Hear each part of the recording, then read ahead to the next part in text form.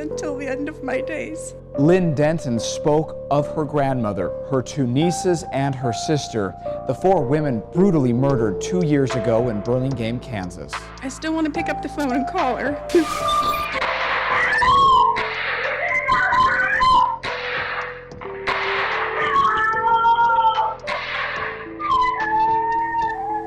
When the phone rings, I want to hear her cheery voice say, "Hi, sister." Hey guys, my name is Steve, and today we're going to take a look at another horrible case with you. This is enough to put light on the fact that not every killer would be a nervous disorder patient. In fact, some people are so cruel that they use this thing as a weapon. James did the same and ruined the life of many people, not even giving a thought at what his actions would lead his life to. No one could imagine that people are capable of doing this. Let's delve into the true crime story of the Kahler family massacre.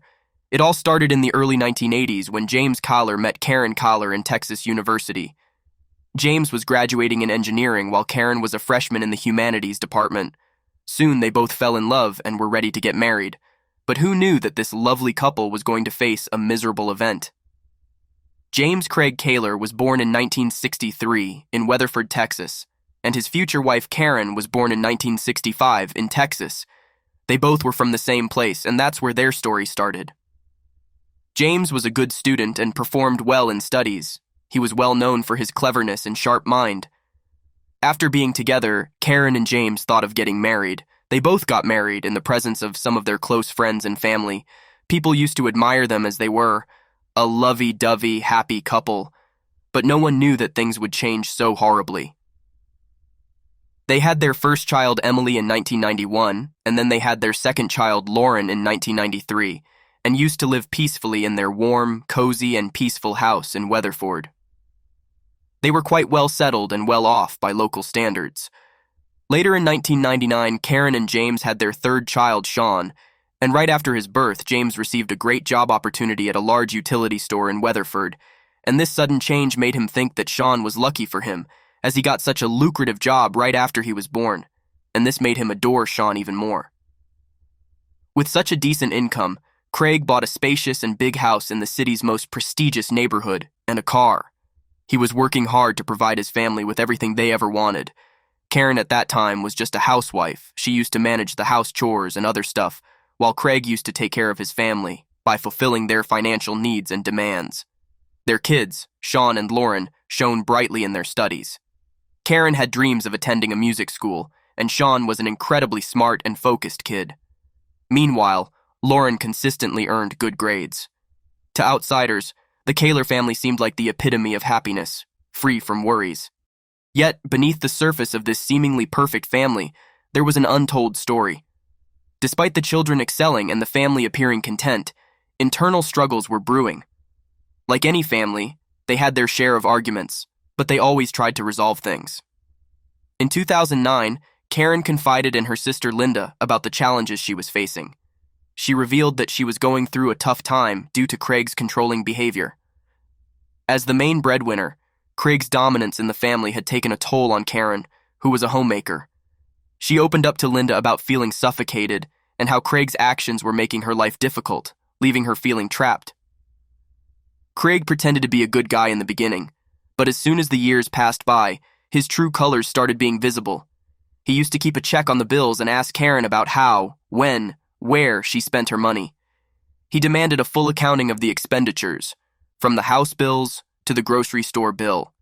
He needed a whole explanation of the utility store receipts, the bank transactions, and Karen found it pretty annoying as he was controlling her life too much.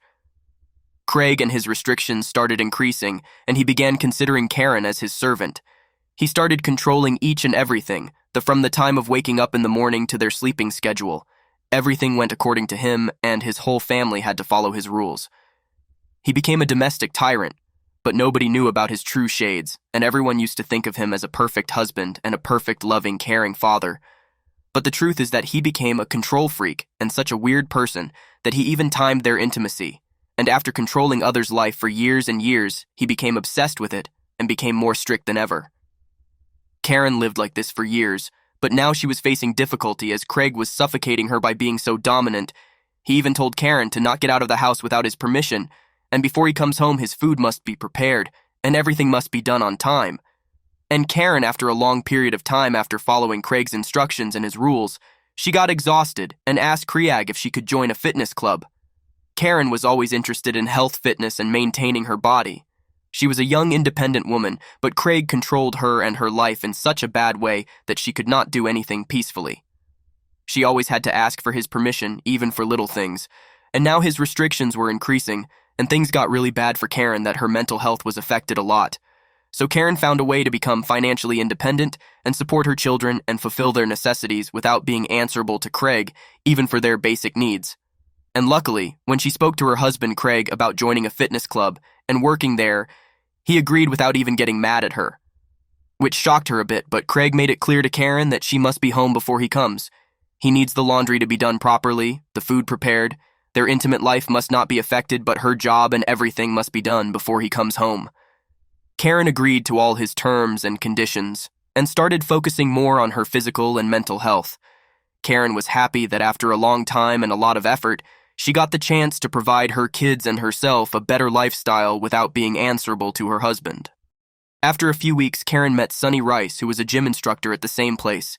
They started talking, sharing their problems, and had heart-to-heart conversations, and soon they became friends. As they had a lot in common, and after a very short period of time, they got into a relationship. They used to be together at work, and even on the weekends, Karen started to meet him.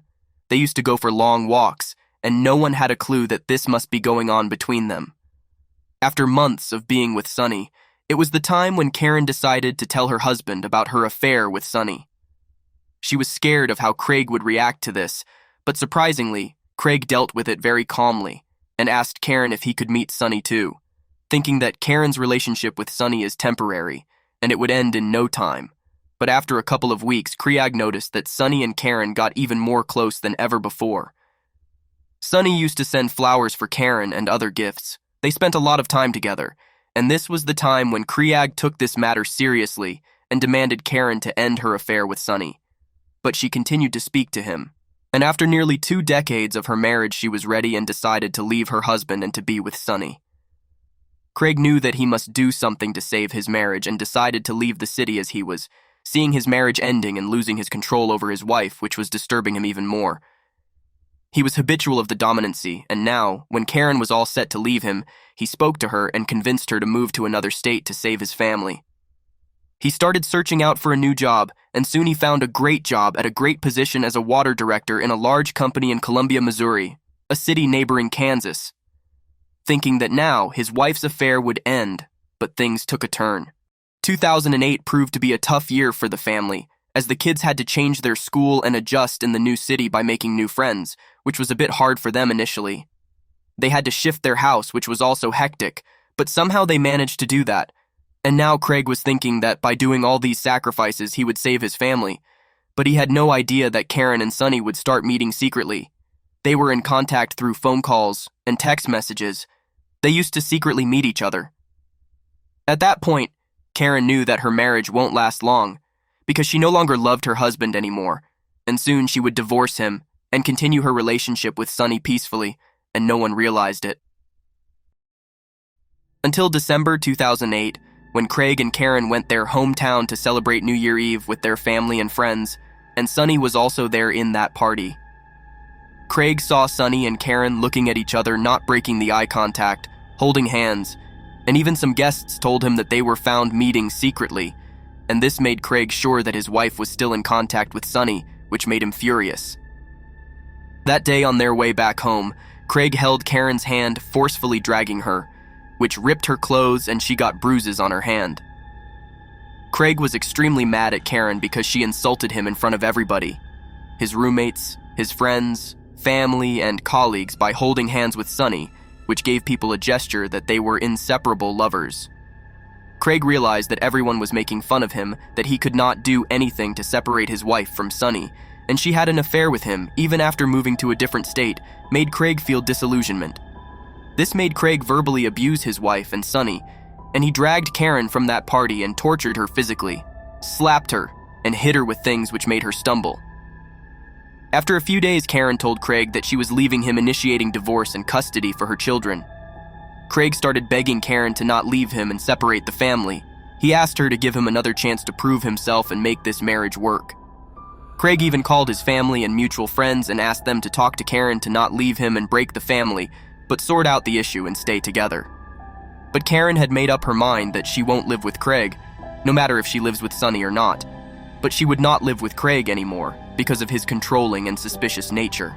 In spring 2009, another argument took place while they were living under the same roof till now. Karen thought that it would be just like a regular fight. But in this argument, Craig tortured Karen physically, and she filed a case against him for physical violence, and he was arrested for domestic violence. In the police station, Craig said that he was talking to his wife calmly, and she was shouting at him, and he just held his wife's arms to calm her down, which caused bruises on her hand. This statement of Craig's left Karen in disillusionment, thinking that Craig would do anything to save himself. And now Karen decided to separate her ways with Craig. She took the children with her without waiting for the official separation documents and left Craig alone, which made him furious and even more angry than ever. Craig was even more angry because he saw that his daughters took their mother's side and supported her, saying that they have seen her happy after a very long time. And it was a right decision for her to leave their father because he was extremely controlling and dominant, which made their lives problematic and suffocated them. Craig then continued to stay in touch with his son, Sean, and left contact with his daughters, blatantly forgetting about them. Despite all these things happening and the separation from his wife, Craig still thought that Karen would change her mind and will be back to him. He started chasing her, following her, and watching her doing everything. He continued to keep an eye on everything she does because he was jealous and had no one to imply his dominant nature on. Craig was still trying to communicate with their mutual friends, asking them to convince Karen to forgive him and fix everything. He still wanted Karen back, but after what he did to her, knowing that there were no chances that she would return back to him. Craig tried to put a hidden camera in Karen's house when no one was in there. He even rented cars to keep an eye on her and get undetected. Now, while he was watching and keeping an eye on Karen, he was losing his job.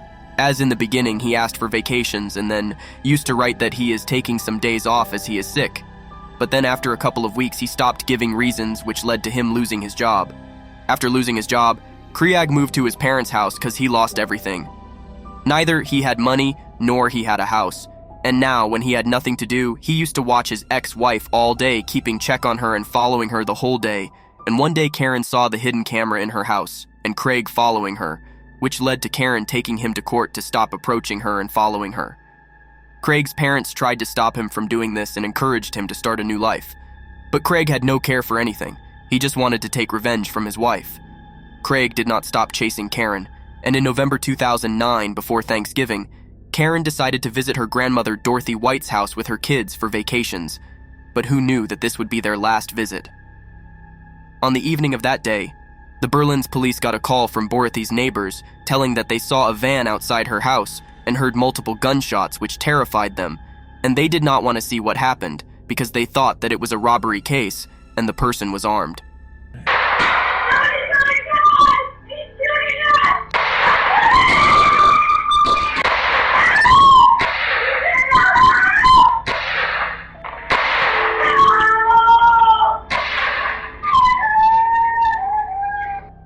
Soon the police reached there, witnessing that the door was wide open and found Dorothy dead. The police thought that it would be a robbery case, but later found out that all the precious things were in the house and none of them were stolen. After seeing Dorothy dead, the officers went to the kitchen and saw Karen dead over there. She was shot in the chest and then shot by a close-range gunshot, which was enough to kill her. This means that the killer didn't want her to be alive. The killer murdered her so brutally that her blood was all over the place. Karen's body was drenched in blood, hard to recognize. Her blood was all over the kitchen counter, the ceiling, and everywhere, which traumatized her son Sean, who was the only family member left alive. The police then further moved into the house and found Emily and Lauren dead too. Although Lauren was still alive, excessively breathing told the officers that her father brutally murdered her mother and her sister, and even her. I don't want to die. Who did this to you? It seemed like the girls were trying to stop their father from killing their mother, but he shot them too. The elderly woman and Lauren were rushed to the nearby hospital, but they died before they could even reach the intensive care unit. Now the only witness who saw the incident happening was Sean. The police asked Sean about the killer. Sean, in this cathartic moment, had nothing to say. He was traumatized by seeing the death of his family in front of his eyes, how brutally his father murdered his mother and his both sisters. Lauren died the next day of the incident due to excessive blood loss and damage to internal organs. The old lady Dorothy was also dead due to being shot in the head. The biggest thing for me, and that I still have no answer for, is how a father can do that to his children. He literally had to chase one of his daughters through the house. The police started interrogating Sean about the murderer, but he could not speak because he was in the state of shock. He had psychologists trying to calm him, and after a lot of effort, Sean told the police that on the day of incident, his mother Karen was in the kitchen preparing dinner, and he went there to ask her about his favorite pies, and suddenly he heard the back door swung and his father came inside and shot his mother. He further moved closer to her and shot her again in the head to make sure that she does not stay alive. Sean was left in shock for a few seconds. He was traumatized when he saw his father killing his mother in front of him. After killing Karen, Sean saw his father was looking at him, and then he ran for his life and hid from his father. He heard 3 more gunshots but kept hiding, and when his father left the place, Sean rushed into the room of his sister to tell them what happened to their mother, but all he could see there was blood. His sisters were drenched in blood, and there was blood all over the ceiling, the doorknob, and on the floor. Sean, after seeing his sisters dead, ran to the main door of the house to tell his grandmother about the incident, but he saw that his father murdered Dorothy as well. After this interrogation, Craig was immediately added to the wanted list, and it was mentioned that he was armed. The police then received information of a truck speeding, which indicated that it must be Craig trying to run from them. The police started chasing him and looking for him. But Craig was smart enough that he went out of the vehicle and started walking on the deserted road, but still the police caught him and apprehended him. When Craig was brought to the police station, he immediately admitted his crime and confessed what he had done. He had the idea that the police knew what he had done, and there was no benefit for him in hiding that from them. Craig told the police that he murdered his wife because she cheated on him and disrespected him in front of many people by holding hands and being with Sonny. He further said that he tried to sort out the matter with his wife, but she said that she didn't love him anymore and wanted to leave him because he was strict and dominant. This doesn't look really very good, as you, I'm sure, can well understand. And I'm messed up. Obviously, it's the Sonny connection. I said, I'm just so happy if there's something you wanted to try, just don't want to lose you in the process, just be careful. He said that he had no choice but to kill her because she betrayed him in the worst way according to him. And when he asked her to stay with him and not break the family, she still did not hear him and left him. Craig told the police that he killed his daughters because they supported his wife and left him despite the fact that they knew Karen cheated on him. After his confession, he started crying and said that he had no choice left and he had no idea what led him to take this huge step. He never wanted to kill his family, but he felt betrayed and helpless, which made him do that. The police asked Craig why he killed Dorothy, and he said that he would murder everyone who betrayed him, as according to him, Dorothy would have convinced Karen to stay with her husband, but didn't do that. Later, Craig's lawyer blamed his actions on mental illness and insanity, saying that he had no idea what he was doing, and tried to make the court believe that he is suffering through mental illness. But it was all a lie, as it was his only option to avoid the death penalty as he murdered 4 people. The lawyer tried his best to prove that Craig saw his wife cheating on him. His kids betrayed him. He got fired from his job, and this made him insane, and he took the life of his family. During his trial, his defense argued that he had mentally snapped following his divorce and job loss. At the time of the murder, they asserted that he suffered from depression and had an obsessive-compulsive, narcissistic, and histrionic personality. The prosecution rebutted the defense's psychiatric testimony with an expert psychiatrist of its own. The prosecution's psychiatrist conceded that Kahler indeed suffered from clinical depression, but argued that he was still capable of planning the murders. But the court found no evidence of insanity, so the court of Kansas in August 2011 charged him to spend the rest of his life in jail. Kahler showed no emotion today as he heard his fate. The execution sentence comes as retribution for the shooting deaths of 4 family members. Court at this time sentences the defendant for the crime of capital murder to death. However, His son Sean requested the court to leave his father, as he was the only family member left alive. But then Sean was taken care of by his grandparents, and now he is an adult working in his home state.